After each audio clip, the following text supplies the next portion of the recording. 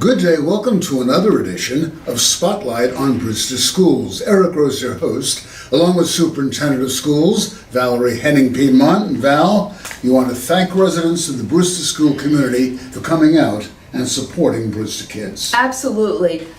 This was the second budget vote, which was unfortunate, but it certainly the public wanted to convey their concerns about the increasing budgets, and we certainly reviewed and made every amendment that we could possibly make that would result in the restoration of certain teaching positions, and I think the public appreciated that through the overwhelming approval, the 1,123 yes votes and 484 no votes. So we appreciate our school district, our community, our families for supporting the vision that we have for our children in the school district to expose them to 21st century skills and learning and opportunities that are going to prepare them for life, work, and future learning, and that will make our school district a competitive school district as new families move in and look at what experiences their children are going to have, and that they choose the Brewster Central School District. So again, a wholesome thank you to our community and our residents for making this possible. It'll be a good summer because of this. Oh, it absolutely will. I mean, we have certainly opportunities that we're planning this summer for children. We we continue to have and offer our extended year program for our students with disabilities. That'll be at the high school. Very important, program that both focuses on academic as well as hands-on, types of learning experiences for children who really do need those summer months. They can't afford to lose the months of July and August by being idle and unoccupied. So that's a very important program that would continue. And of course, the school district is reimbursed by the state for offering that program, so that's not a cost to the taxpayer. We will run our a new program that we're offering for 8th graders who are going into the 9th grade. It's a pre-Regents review program, so we want to identify students in the 8th grade who we know may have some difficulty passing their Regents. There are 5 Regents at the high school, so that will be available and offered to approximately 40 or 45 8th graders who will be 9th graders in September. We have a credit recovery program for students who were not able to graduate, who did not complete the requirements for the courses. We have an online system that we've been using for probably about 4 or 5 years called Edgenuity. It's both for credit recovery as well as content recovery, so that will be running at the high school. And we have our meal program again, that through the efforts of Ms. Kathy Ash, our child nutrition director, and Mr. Victor Carlton, our assistant superintendent for finance and operations. The children will be fed here in the district, so this will be for those programs. So we're really happy to have that happen. Again, it's not a cost to the taxpayer. This is from the federal child nutrition program that makes it possible. Who says it's not a year-round? Brewster schools don't operate year-round. Absolutely. I mean, there's certainly, it behooves us to make these opportunities available, because we don't want summer slide to occur. You've heard of summer slide. It means that, some children may not be fully occupied or engaged in opportunities that will, ensure that they are learning and that they're keeping their skills that they've learned throughout the year in use, so that, when they come back in September, the teachers then don't have to worry about, I have to then spend the first month of school reviewing and going over material that children should have already learned. So it's really in our best interest overall, and it's a way of managing resources too, to ensure that we provide those so that we don't have to then spend additional resources on catch-up programs of that nature. As you heard at the recent board presentation, Mr. Jim Trelaw, who's our Director of Technology and Innovation, talked about for the first time this summer, all of our students at Henry H. Wells in the high school are holding on to their Chromebooks over the summer. So they will have those, and he and his team pulled together a really rich collection of resources and apps that children can use and learn and grow in their coding apps. There are apps for writing, to enhance writing. There are apps for creating presentations, and students to do independent work and research on their own. And that really prepares them for experiences that their teachers are then going to be able to explore with them. And for some of them, they may be learning things that their teachers may not know, so they may be kind of in the driver's seats with some of those. So we're really happy, that we are, through the Smart Schools Bond, have this opportunity to keep the Chromebooks in the hands of children. They can read books on them, they can do any number of things on those that are really productive. We're also equally happy that parents, through a system called Securely, can monitor what children are doing on the web, and Mr. Trelaw sent a communication to parents through a Bear Backpack system to make that known and encourage parents to do that, because sometimes children do end up in places they shouldn't, but through the use of Securely, parents can monitor and change some things that might be happening. So as you can see, the Brewster Schools is a 12-month-a-year operation. Always something happening. They're all in great things and important things happening. Well, one thing that we want to talk about briefly is security in the Brewster schools, as all schools are around the state and around the nation, and is the legislation now in Albany, hopefully, will be approved, allowing school resource officers and school patrol officers to be reimbursed right in the local school districts. And the Brewster district has taken another step by hiring another SPO at CV Star. We're very excited, and again, thank our taxpayers for going along with that as just an additional way in which we can ensure that the CV Star Intermediate School has a physical presence of an SPO, which is a school patrol officer, not an SRO. We have 3 SROs, and prior to Mr. Beatty coming on board last Wednesday, we didn't have an officer stationed always in CV Star. Deputy Mike Nooner, who's an amazing, SRO, covered both Henry H. Wells and CV Star. That's a lot of square footage, for one person to be responsible for. So, and we've known that's been a challenge, and obviously we've outgrown that model. But working with our local officials, working with our with our wonderful Putnam County captain and sheriff's office, we were able to have Mr. Beatty on board immediately. As soon after we met with him, we were able to bring him on board, and after he was board approved. He has many years of experience. Having retired from the Kent Police Department. Yes, know him very well. Spent some time in the Sheriff's Office for Putnam County, and for a brief time as a correction officer. So he comes with a lot of experience. And as we explained at a safety presentation that we did earlier in the fall, the difference between an SPO and an SRO is minor. They both receive the same extensive training. They both wear uniforms. They both have, carry weapons.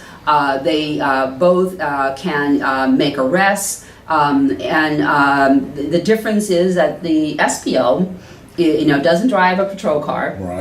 And the SPO, if there is an arrest, can't process the paperwork. It would be an SRO who does it. And it's much cheaper for the school district. Oh, it's greatly, there's a significant savings for us. So it costs the school district $37,000 to pay his salary, but because he's retired as a corrections officer or a police officer, which is the only way you can, be as an SPO, we're not paying the health benefits, which we know could be, expensive. So we're really excited. He is very excited himself to be in an environment with children. It gives him an opportunity before the end of the school year to really get to know as many of the faculty and staff and children and parents as possible. And then when he comes back in September, it won't be a brand new experience, it'll be just a continuation. So we welcome Benny, and we are so thrilled that we have this opportunity to just continue to enhance our safety and security system for our children. Welcome, SPO Vincent Bade. Congratulations, Dan Sakowitz. Dan was a 2013 graduate of Brewster High, went off to the United States Air Force Academy, and he just graduated. What an honor. What an honor. And it's so important for us to know what our students, our graduates are doing. And this young man exemplifies, the experiences that we are, we hope that his time is, we hope that his 13 years in the school district, put him on the pathway to achieve what he achieved. The fact that he's a second lieutenant in the U.S. Air Force, that he's earning a degree from the Air Force Academy in Colorado Springs, and that he graduated with a degree in physics and from the academy. So we congratulate him and his family and wish him well in all of his pursuits and his accomplishments. And he was recognized by the Secretary of Defense, who presided over that whole commencement. So again, we congratulate Daniel and his family for receiving the degree from the U.S. Air Force Academy. Well, 276 young ladies and gentlemen graduated from Brewster High the other day. A wonderful ceremony. As Val and I were saying before we went on the air today, the Brewster graduation is a dignified graduation. You go to the other graduations, there's a lot of fooling around, but these young people dress appropriately, play the role, and it's really a wonderful ceremony. It really is. I mean, they take seriously the rehearsal. So the graduation rehearsal occurred, I believe, a day before.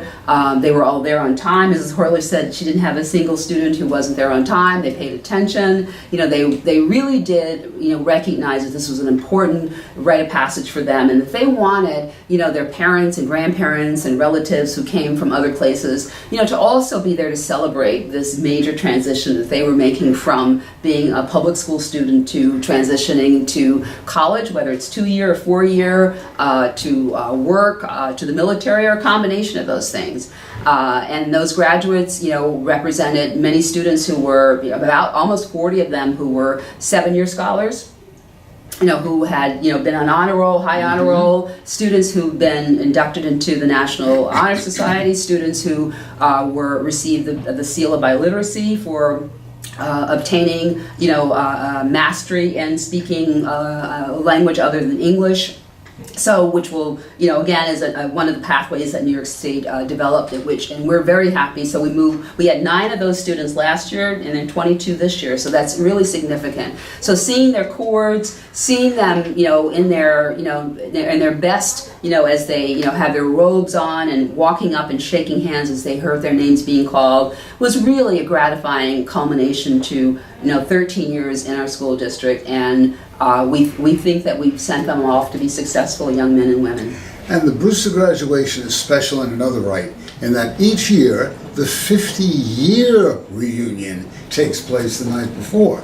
This year the class of 1968, and it was great seeing those people as well. It was wonderful seeing them. I was very happy to be there with Mrs. Horler and Dr. Young.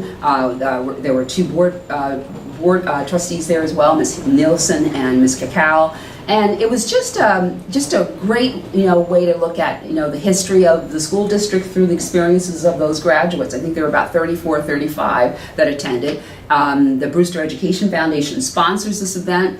And our very own Dr. Murray was a graduate of that class of 1968. His photo, which I tweeted, you see this young man, who, at the time, I'm sure he was 17 or 18, and went on to do great things, and went on for, advanced education.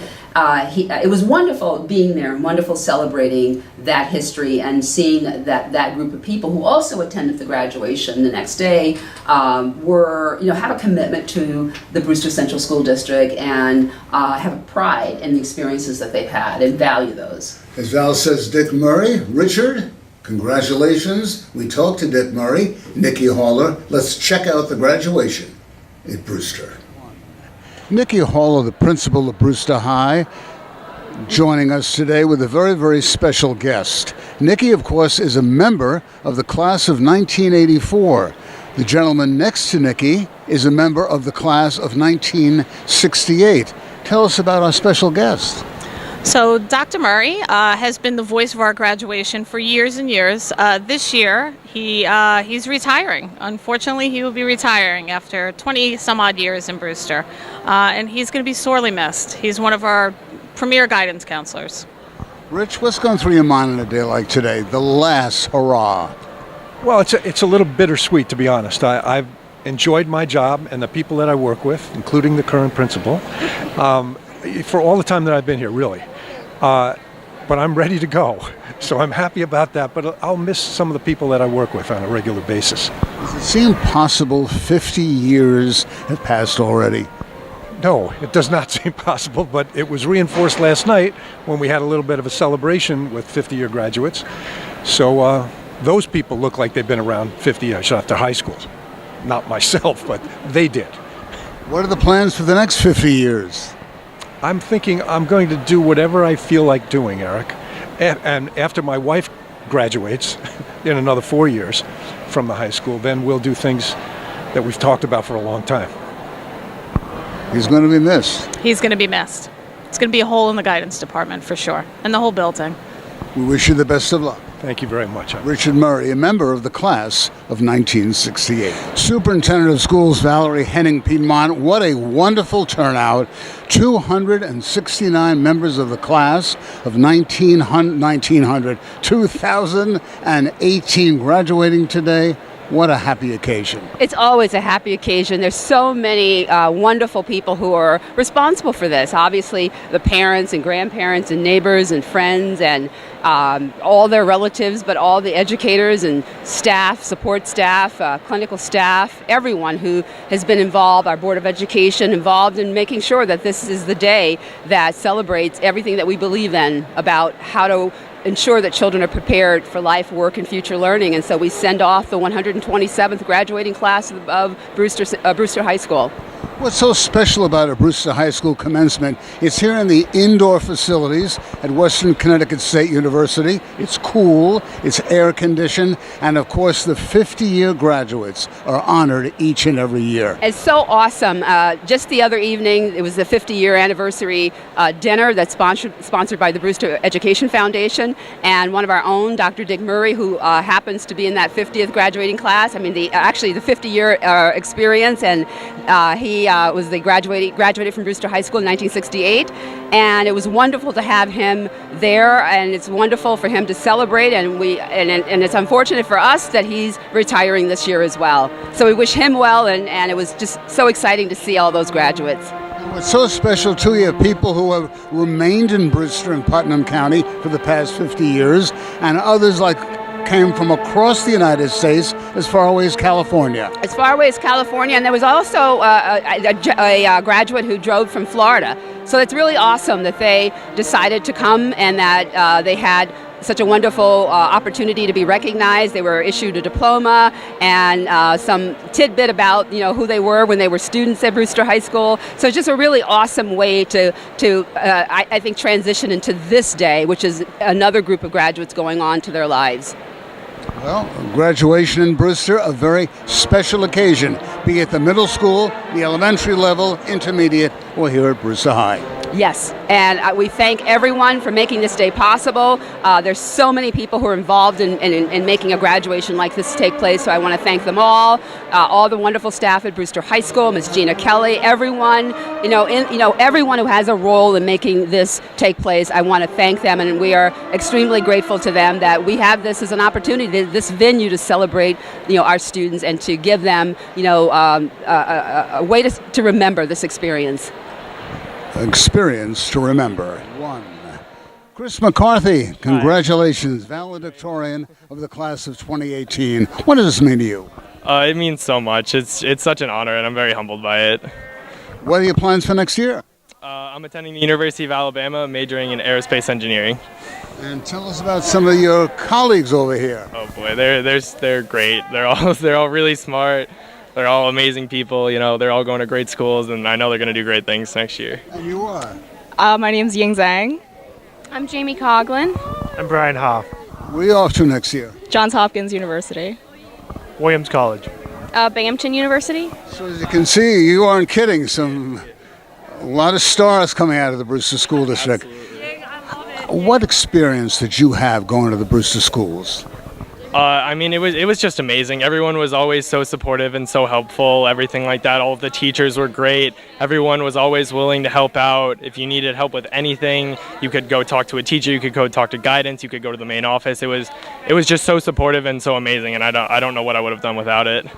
Chris, we wish you the very best. Thank you very much. Chris McCarthy, the valedictorian of the class of 2018. A little melancholy. Our good friend Steve Jambor, president of the Brewster Board of Ed, a guy who lives and breathes education, is retiring after all these many years. He's going to be missed. He absolutely is going to be missed. I mean, he's our historian. He's our moral compass. He's our he reminds us of what it means to be proud of a school district and a community. He knows when every new brick was laid and every new ceiling or roof was placed. He served on the Board of Education for 18 years, and 12 of which as president. So we are absolutely going to be missed. We're going to miss him. We're going to miss his presence. We're going to miss his integrity and his love and care and devotion for every student in this school district. And that's really true. Some people say they care about every child. He truly does, and all the families here. So we really are losing a major champion of public education as a result of his retirement. And you also want to thank our good friend, our other school board member, Mrs. Mary Kay Nilsson, who will be leaving the board. Who will be leaving the board. Yes. She again has been a tireless advocate for our children and our school district and our families. She's dedicated, and again, she is. She embodies what it means to care and to truly be a board member who cares about every child, and not just to say that they care about every child, but really does through her actions. She also served on the BOCES, the Putnam Northern Westchester BOCES, and again, an advocate. Not only cheerleading students who are in classrooms in this district, but are some of our students who attend the career and technical education programs at BOCES, and that she's seen the benefit and the value and has been just a tireless advocate in general. So we're going to miss her. We're going to miss what she represents, and just that she has worked on behalf of children. Hard to believe June's gone already. The year is over with. September 4th will be here before you know it. September 4th, you say, already? Well, let's have summer first. But September 4th is that first day of school, so jot that down. What's your wish for the summer? I wish that everyone, all of our children, are doing interesting, exciting things. Whether they are doing things in the community, I hope that they're engaged in community service, so that they are constantly practicing what it means to help their community, help others, and in helping others, they help themselves. That they develop empathy and compassion, and a sense of that they have the power to influence positive things. I hope that our educators and staff members who work in various departments throughout the district are also doing things that rejuvenate them and excite them, so that they're building those memories that'll help them get through when we have challenging situations, or when it's just a long horrible winter, that they can recollect what they did over the summer, and that our families, spend lots of time together, enjoying each other and, making great memories, and that we enter the new school year with hope and enthusiasm for the future, and that, we're all working to serve children well and to make our school district a place that's competitive and attractive to new families, and also maintain the families who are here, who value what we're trying to do in terms of preparing our children to live successfully in an era of innovation and change, and that requires our children to develop these critical skills of critical thinking. You heard us talk about it: critical thinking, collaboration, communication, adaptability, perseverance, and civic responsibility. That those still are the key the key goals that we have for our learners going into the new year, and we'll continue those things. We'll continue to build and focus on STEM programs and courses. We'll continue to look at offering new contemporary courses. We'll continue to look at aligning our curriculum to the new next generation learning standards. We'll look at making sure that our classroom and learning environments are really conducive to the implementation of those skills, and that we continue to find ways to make sure that children don't fall through cracks. We have a focus on a multi-tiered system of support services, which our educators and counselors and teachers and others have spent a lot of time trying to help children get over the hurdles at the end of the school year, whether they're graduates, whether they're seniors, or they're children at any grade level, just making sure that we marshal all of our talents and all of our best thinking, to help those children to succeed so no one falls through the cracks and that no one is left behind. And most of all, have a safe summer. Absolutely. Safe and healthy summer. Amen. For Superintendent of Schools Valerie Henning-Piedmont, I'm Eric Gross. We thank you so much for joining us for this year-end edition of Spotlight on Brewster Schools. Val and I will be back midsummer with a little update as to what's going on around the district. We'd like to thank Chris Whalen and thank our good friend Frankie Becerra for all his help this year as well. Absolutely. So until next time, have yourselves a great summer, a safe summer. Until next time, bye-bye now. Bye-bye. Have a great summer.